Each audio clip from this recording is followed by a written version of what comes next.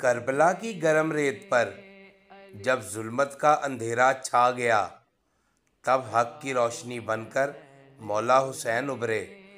वो ना सिर्फ नबी करीम सल्लल्लाहु अलैहि वसल्लम के नवासे थे, बल्कि इस्लाम के मुहाफिज भी थे।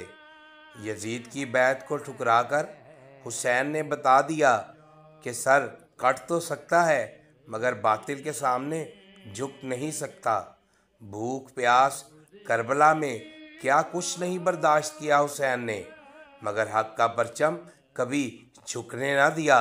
मौला हुसैन ने अपने अहलो अयाल की कुर्बानी देकर हमें सबक दिया कि दीन सिर्फ नमाज़ों से नहीं, बल्कि कुर्बानी, सब्र और सच्चाई से ज़िंदा रहता है।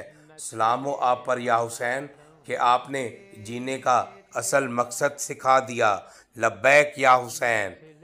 वीडियो अच्छी लगी हो तो इसको लाजमन दूसरों के साथ शेयर करें और हमारा चैनल दीन का सफ़र को सब्सक्राइब ज़रूर करें।